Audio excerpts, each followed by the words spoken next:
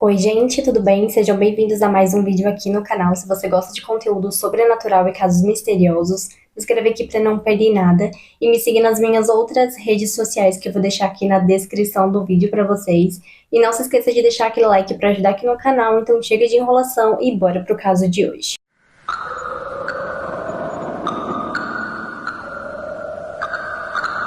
No dia 17 de novembro de 1973, Roger, de 17 anos, Stuart, de 18 anos, e o seu irmão mais novo, Danny, de 14 anos, resolveram ir acampar e levaram seus amigos mais novos, o Michael, de 15 anos, e a Sandra, de 13 anos.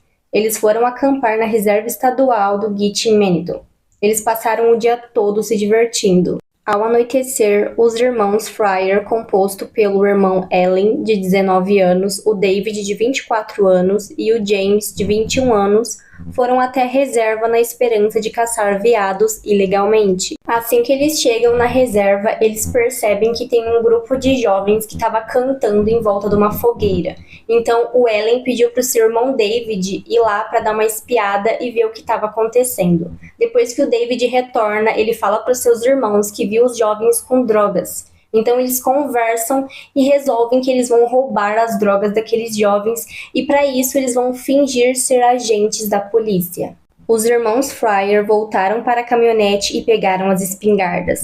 Eles foram até uma colina com vista aberta para as vítimas e começaram a atirar. O Roger foi morto imediatamente, o Stuart caiu ferido. O resto dos jovens se escondeu atrás das árvores. Os irmãos começaram a ordenar que os jovens saíssem de trás das árvores. O Michael e a Sandra saíram de trás de uma das árvores. O Ellie deu um tiro no braço do Michael e ele se jogou no chão, se fingindo de morto. Os irmãos falaram para eles que eles eram da polícia e forçaram o Michael a se levantar do chão.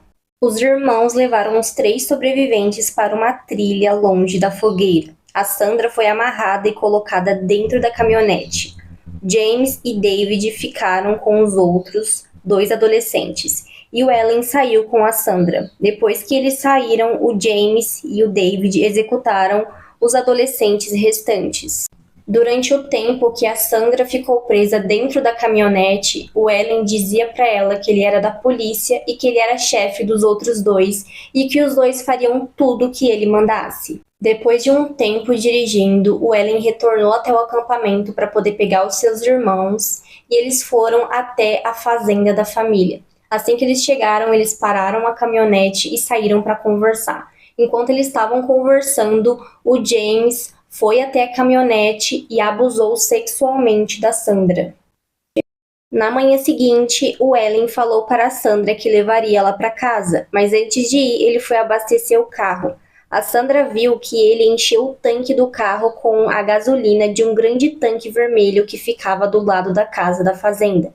Depois que ele encheu o tanque, ele levou a Sandra para casa e disse para ela que ela era muito jovem para ser presa. Depois que ele deixou ela na porta da casa dela, a Sandra correu até a casa e contou tudo o que tinha acontecido para os seus pais. E eles foram até a delegacia da cidade e contaram tudo para a polícia. Devido à compostura e à franqueza da Sandra sobre o abuso e os detalhes dos quais ela se lembrava, para alguém tão jovem, os policiais questionaram sua credibilidade, lembrando que a Sandra tinha apenas 13 anos de idade.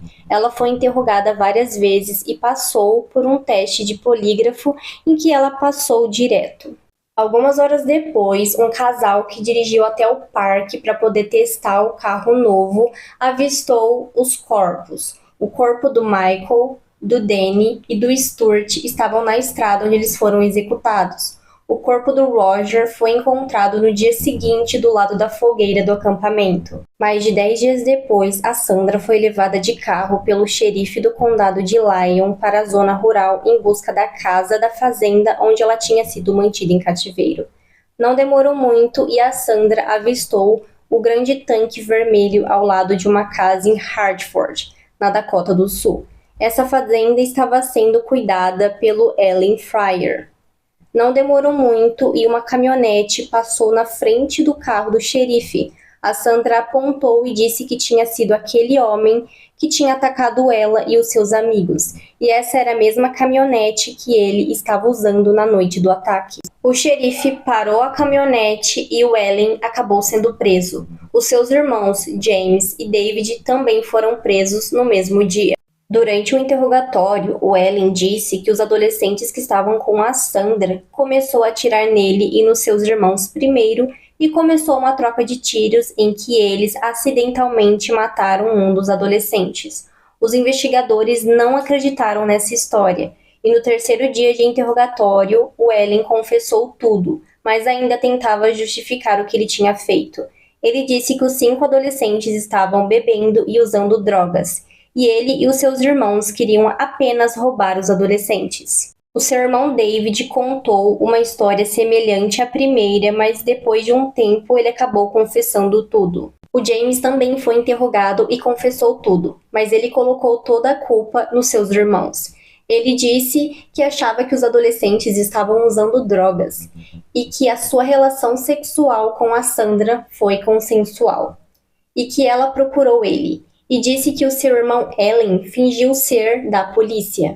O James estava cumprindo pena na prisão durante a época dos assassinatos, mas estava inscrito no programa de liberação de trabalho. O Ellen ligou para a prisão fingindo ser o patrão do James e disse que ele tinha que fazer um turno extra.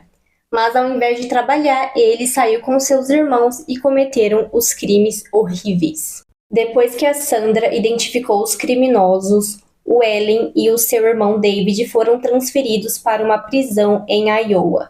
O James permaneceu em Sioux Falls, pois já estava cumprindo pena de prisão. No dia 1 de dezembro de 1973, os 3 irmãos foram indiciados e acusados de 4 acusações de homicídio.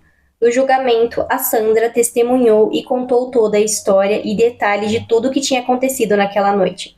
O julgamento durou alguns meses, pois a defesa atacou o testemunho devido à sua pouca idade. No dia 12 de fevereiro de 1974, David Fryer se declarou culpado de 3 acusações de assassinato e uma acusação de homicídio culposo. O David admitiu ter tirado a vida do Stuart. Ele foi condenado à prisão perpétua sem possibilidade de liberdade condicional. Ellen Fryer foi submetido a vários testes psiquiátricos, mas ele foi considerado apto para ser julgado.